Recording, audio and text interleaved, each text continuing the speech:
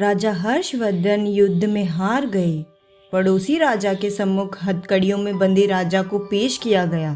पड़ोसी देश का राजा अपनी जीत से प्रसन्न था और उसने हर्षवर्धन के सम्मुख एक प्रस्ताव रखा।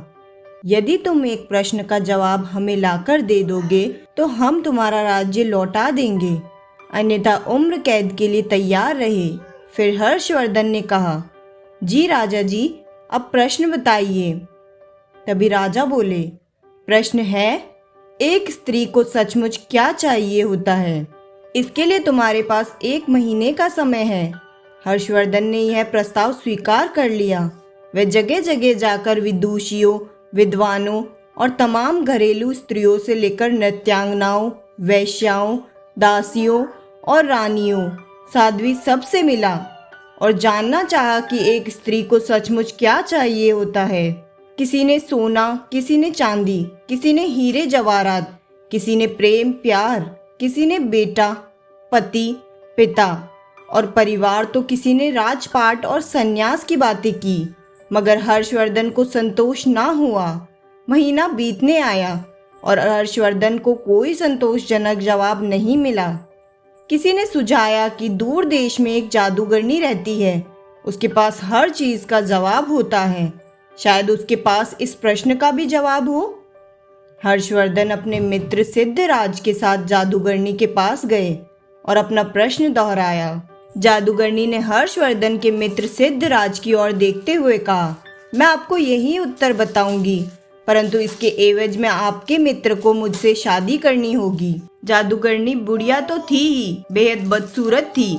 उसके बदबूदार मुंह से एक सड़ा दांत झलका जब उसने अपनी कुटिल मुस्कुराहट हर्षवर्धन की ओर फेंकी। हर्षवर्धन ने अपने मित्र को परेशानी में नहीं डालने की खातिर मना कर दिया। हर्षवर्धन के मित्र सिद्धराज ने हर्षवर्धन की एक बात नहीं सुनी और अपने मित्र के जीवन की खातिर जादूगरनी से विवाह को तैयार हो गया। तब जादूगरनी ने उत्तर बताया, स्त्रियां स्वयं निर्णय लेने में आत्मनिर्भर बनना चाहती है। यह उत्तर हर्षवर्धन को कुछ जमा। पड़ोसी राज्य के राजा ने भी इसे स्वीकार कर लिया और उसने हर्षवर्धन को उसका राज्य लौटा दिया। इधर जादूगरनी से सिद्धराज का विवाह हो गया।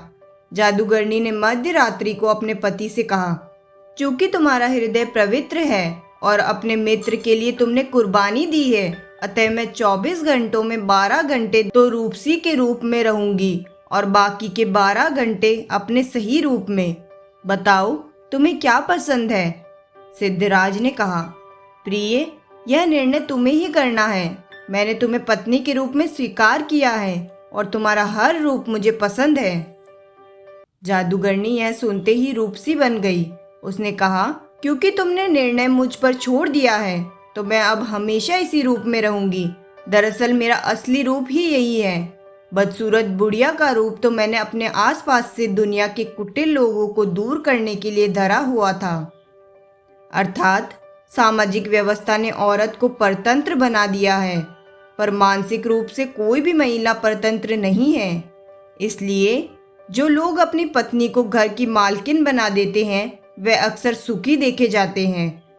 आप उसे मालकिन भले ही ना बनाएं, पर उसकी जिंदगी के एक हिस्से को मुक्त कर दे, उसे हर हिस्से से जुड़े निर्णय स्वयं लेने दें। अगर यह कहानी आपको पसंद आए तो वीडियो को लाइक करें और चैनल को सब्सक्राइब जरूर करें। धन्यवाद।